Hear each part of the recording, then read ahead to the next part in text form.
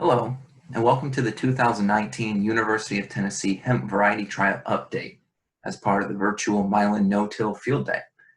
My name is Zach Hansen. I'm an Extension Specialist and Specialty Crops Pathologist with UT, and I'll be going over the results of our 2019 Hemp Variety Trials. Before I do, I want to acknowledge the many people that helped make these trials possible. You can see the names listed here.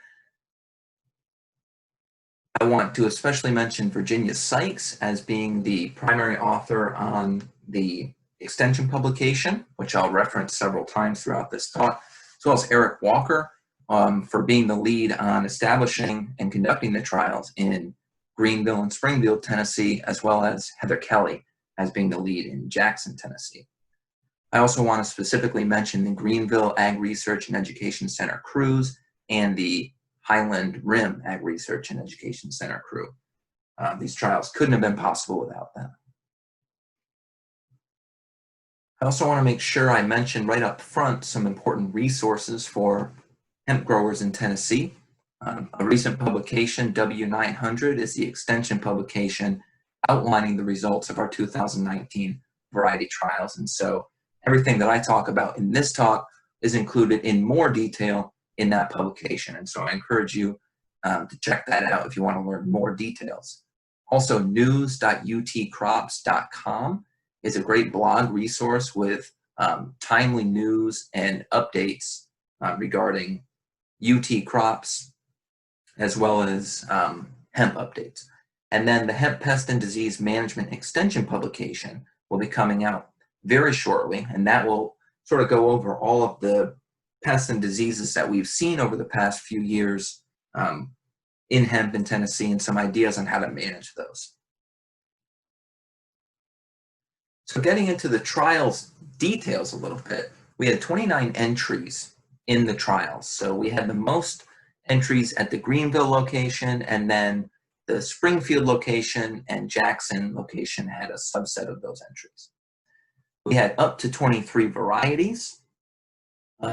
Some of the varieties were included from multiple distributors, and the reason we did that is because it had been suspected or observed that a variety by the same name but sourced from different distributors had different characteristics regarding growth habit, CBD percentages, yield, things of that nature. So we wanted to explore whether or not that was really happening.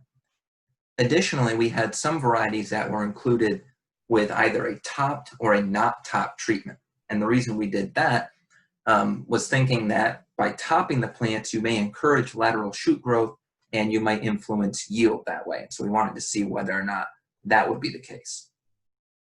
As I mentioned, we had 3 trial sites across Tennessee in Greeneville, Springfield, and Jackson. We had 4 replicates at each of the Greeneville and Springfield sites and 6 replicates at Jackson. The trials were transplanted in June or July and harvested in October to November. So the whole plants were harvested, dried, stripped, and the dry flower and leaf material was weighed to get a portion of the yield component. Additionally, harvested material was submitted for full cannabinoid analysis. That included CBD, CBG, and THC. CBD is the phytocannabinoid that most hemp growers over the past couple of years in Tennessee have been growing for. It's sort of advertised as a health or wellness compound. CBG is similar to that. It's a different phytocannabinoid, but again, being advertised as sort of a health and wellness supplement. And then THC is the phytocannabinoid that is the psychoactive compound in cannabis. And so we want that number to be low to be considered hemp. And if it rises above a certain threshold, and in Tennessee that threshold is 0.3% delta 9 THC, if you go above that, it's considered marijuana and no longer hemp. So we need to keep that number low. And we collected those data as well. In addition, we also collected biomass, CBD yield, max active CBD, max active THC, delta 9 THC, CBG, plant height, width, number of branches, trichome color, and leaf spot susceptibility. So you can see we collected a lot of data from these trials. I've highlighted a few of those key data points that I think are really valuable to growers, and in my opinion, those are CBD yield. So that factors in both the plant biomass as well as the CBD percentage to give you the total amount of CBD that you can expect that plant to produce. Max active CBD is the percentage of CBD in that plant material. Delta 9 THC is that number that we need to not exceed 0.3%. And so we're not growing this crop for THC, but we need to make sure we're staying within that regulation. And then leaf spot susceptibility. We don't have a lot of pest and disease management options, particularly when it comes to pesticides. And so in order to manage these problems effectively, one good way of doing that would be to choose resistant varieties.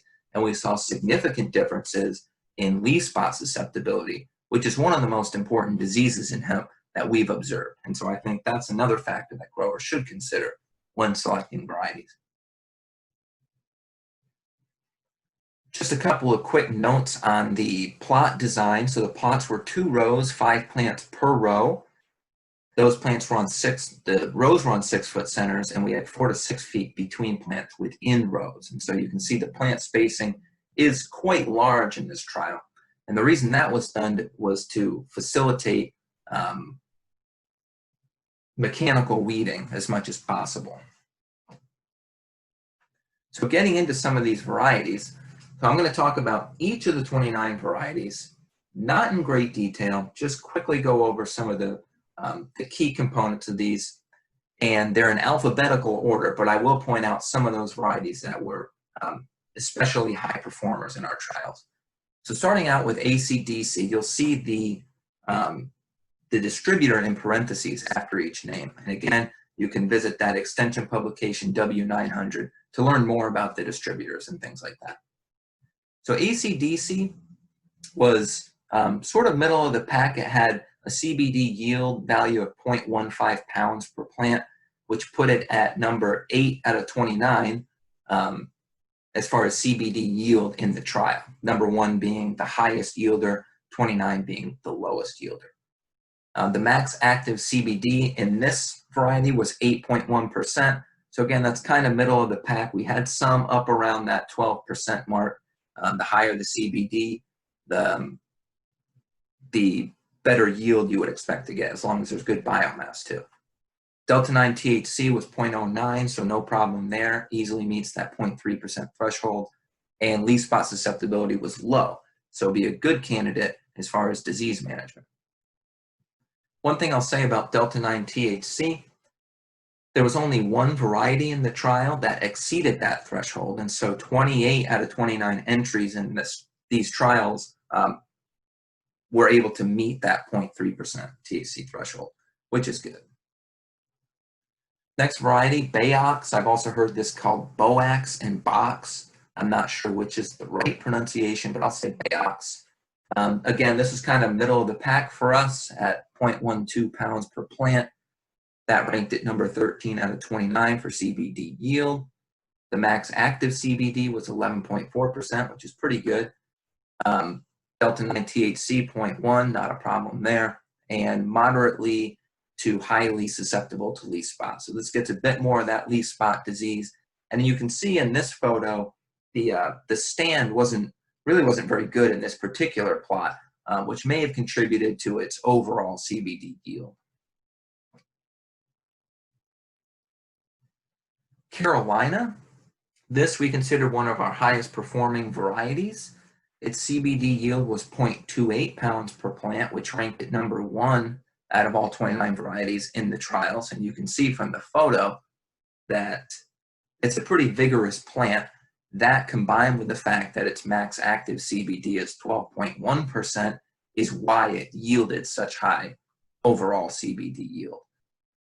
The Delta 9 THC was 0.08%, which is well below that threshold, and it had low to moderate leaf spot susceptibility. So not only is this a very high CBD yielding variety and biomass yielding variety, but it's also has very low susceptibility to leaf spots, which is why we consider it a high performing variety.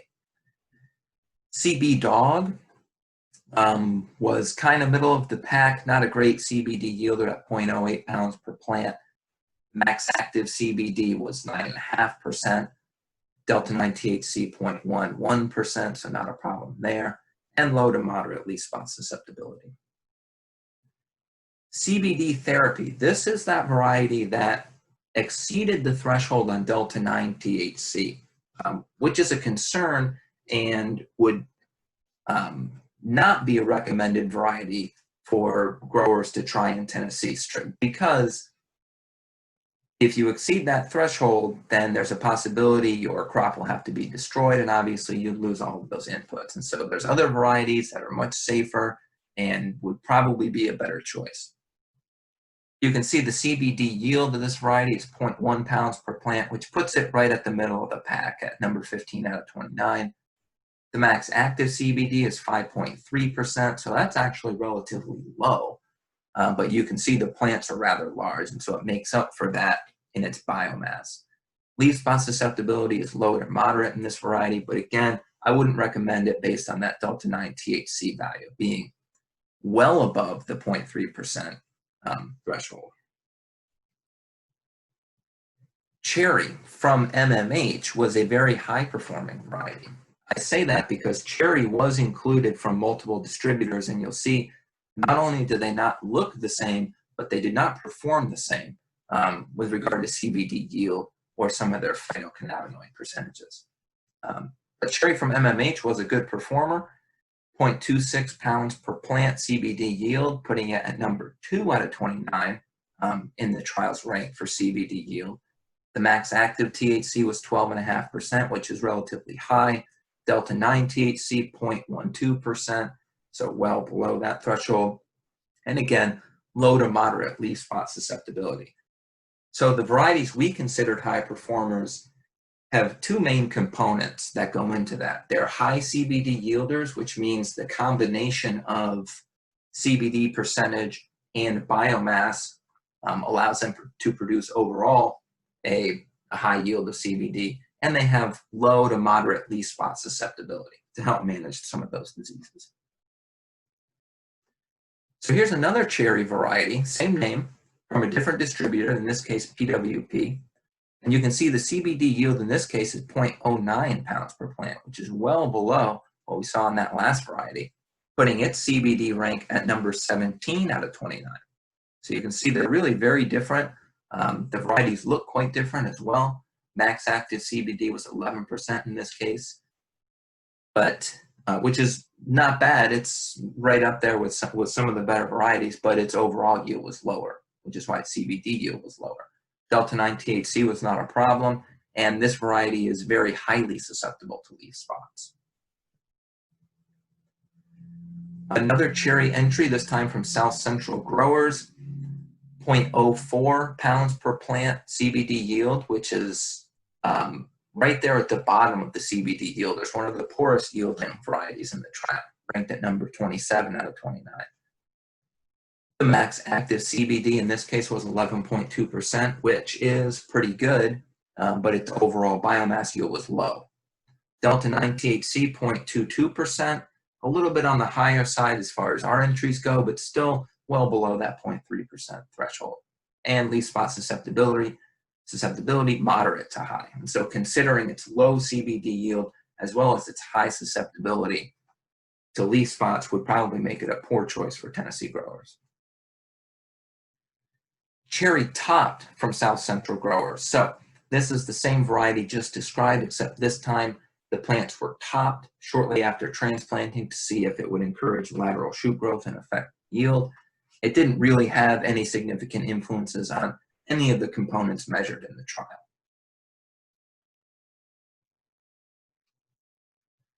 Cherry Tart, another variety from PWP, had a CBD yield of 0.1 pounds per plant, putting it in the middle of the pack as far as CBD yield is concerned. Max active CBD was 10.9%, which is not bad, towards the higher end. And then Delta 9 THC 0.14, not a problem, below that 0.3%. And leaf spot susceptibility in this case is high. And so if conditions are very favorable for leaf spot in a given season, that would be, we get a lot of rain, wet conditions, leaves are wet very often. This variety might really be heavily damaged by that. So it's something to consider. Cherry wine is another variety that in this case yielded 0.2 pounds per plant, which is quite good. That ranked it at number 5 out of 29 for CBD yield. The max active CBD was 9.4%, but it was a pretty good biomass yielder. Delta 9 THC 0.1, not a problem there. Leaf spot susceptibility low to moderate. So this is a pretty good variety. Franklin, this variety yielded 0.08 pounds per plant, putting it at sort of middle of the pack. The max active CBD was 7.7%. Delta 9 THC was 0.05%, which is quite low. And leaf spot susceptibility is low. Frosted Lime, another variety, coming in at 0.05 pounds per plant, putting it at a trial rank of 25 out of 29. So this was a relatively poor yielder for total CBD yield. Max active CBD, 10.6%, which is not bad, but it also had relatively low biomass yield. Another thing I'll point out about Frosted Lime, and we saw this with a couple of varieties, and it's noted in the publication, but this one in particular stood out because if you look at the photo, you'll notice that there is a lot of variability in each individual plant in this variety. So what we're looking at here is a plot of Frosted Lime. That row on the left are the first 5 plants, and then another row on the right, another 5 plants, all of the same variety. But you can see from the photo that they look very different. And so really what's going on here is there's probably a lot of genetic variability in that seed lot of Frosted Lime, which is a problem when it comes to really growing any plant that you are interested in uniformity. But it's especially an issue in hemp because you need to make sure your varieties are actually yielding the CBD percentages that you think they are and that you say that they are. But also you need to make sure that you're not going to run into problems with that THC threshold. And if there's genetic non-uniformity among individuals within a variety, you could run into problems with non-uniformity in those phytocannabinoids as well. And so this variety clearly needs to be sorted out a bit to figure out what's going on there. But because of the variability, I wouldn't recommend it. Also, overall, it wasn't a very good CBD yielder as well, coming in at number 25 out of 29 for CBD yield.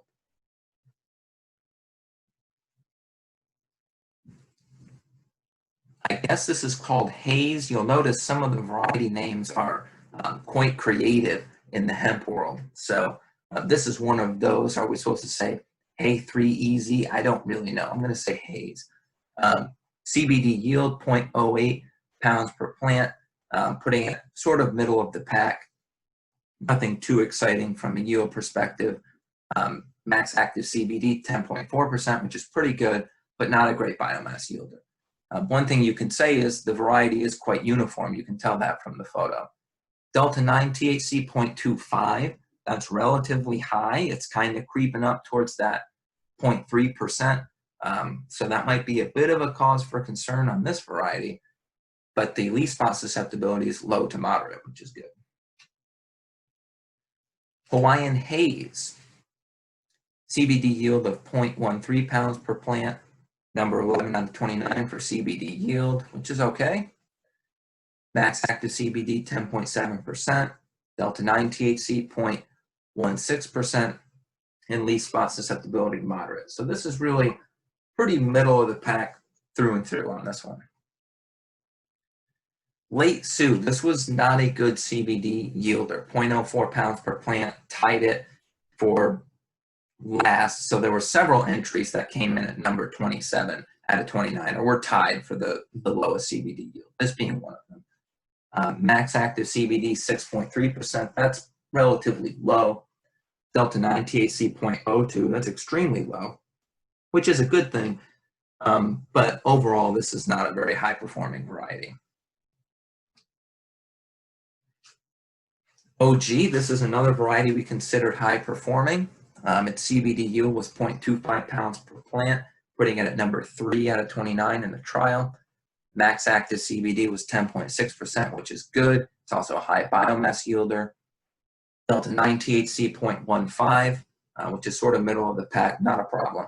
And leaf spot susceptibility is low. Siskiyou Gold, this was a low CBD yielder for us at 0.05 pounds per plant, putting it at number 25 out of 29 in the trial rank. Max active CBD was 10.2%, which is relatively good, but overall biomass didn't match. And then Delta 9 THC 0.1%, not a problem, and low to moderate leaf spot susceptibility. Super CBD, another high-performing variety. You can see from the photo, these plants were quite vigorous and large, and that combined with relatively good max active CBD at 9.3% gave it an overall CBD yield of 0.18 pounds per plant, which put it at a ranking of number 6 out of 29 for CBD yield in our trial. Delta 9 THC 0.12% was not a problem, and it has low leaf spot susceptibility. Suber Haze came in at 0.16 pounds per plant, which was number 7 out of 29 for the trial rank, which is pretty good. Max active CBD was 11.8%, which is relatively high, but didn't have quite as much of the biomass yield to get it up into that top tier, but it's still a pretty good variety. Delta 9 THC 0.16% is not a problem, and leaf spot susceptibility is moderate. Sweetened, another high-performing variety. This had a CBD yield of 0.25 pounds per plant, putting it at number 3 out of 29 for CBD yield. Its max active CBD is 10.8%, which is relatively high, and you can see from the photos it's also another vigorous plant that puts on a lot of biomass. Delta 9 THC is 0.11%, which is not a problem, and leaf spot susceptibility is low to moderate. T1 is another one of those varieties that we included from multiple distributors to see if there would be differences in genetics based on distributor or source. In this case, T1 from PWP had a CBD yield of 0.06 pounds per plant, which was not very good, putting it at number 23 out of 29 in the trial. Max active CBD was 9.7%, Delta 9 THC 0.1%, and leaf spot susceptibility is moderate to high. So given its low CBD yield and its moderate to high leaf spot susceptibility, this would probably not be a good choice for Tennessee growers. T1 from SCG or South Central growers had a CBD yield of 0.08 pounds per plant, sort of middle of the pack, nothing too exciting there.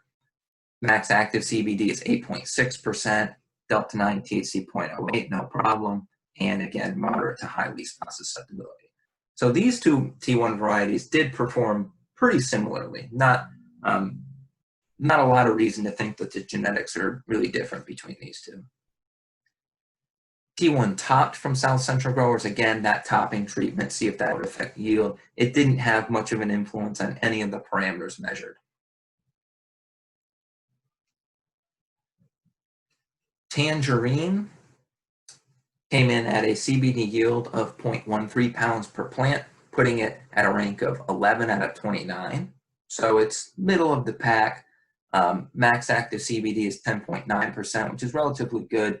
Delta 9 THC 0.1, pretty average, and leaf spot susceptibility is high in this case. And so given that we've had quite a few varieties in that sort of moderate CBD yield category that do have much less susceptibility to leaf spots, this one being high, I would probably consider that as a factor when choosing varieties for growth in Tennessee.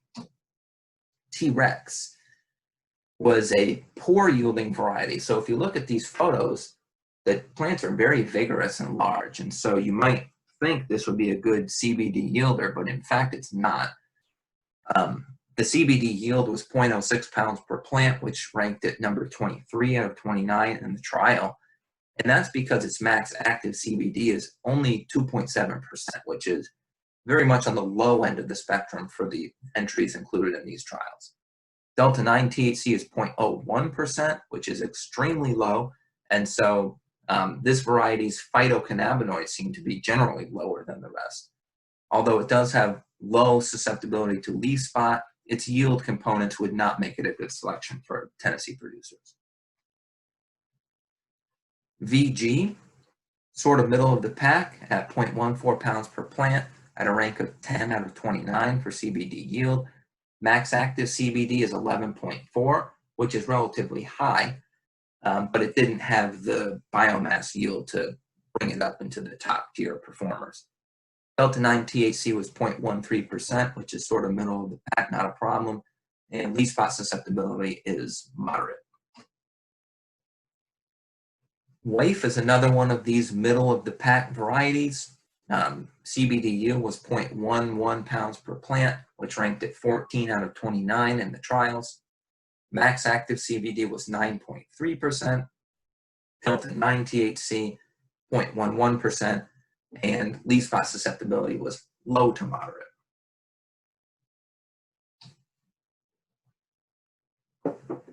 WAIF again from a different distributor, in this case PWP. CBD yield 0.15 pounds per plant, putting it sort of middle of the pack to slightly on the higher end. Max active CBD 8.8%, Delta 9 THC 0.1%, and leaf spot susceptibility moderate. So before I conclude, I will just say that many of these varieties sort of fell into a big group of middle of the pack as far as their CBD yield, their leaf spot susceptibility being moderate, max active CBD being kind of right in the middle of the pack.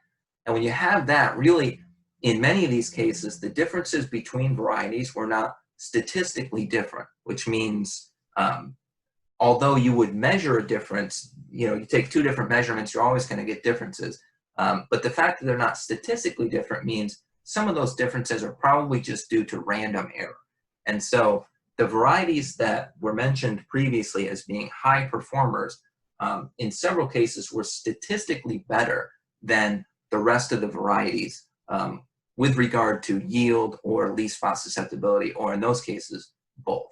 And so if you want to know more about the details of the trials with regard to statistical differences between varieties, you should definitely check out the variety trial extension publication, which has much more detail on all of that information.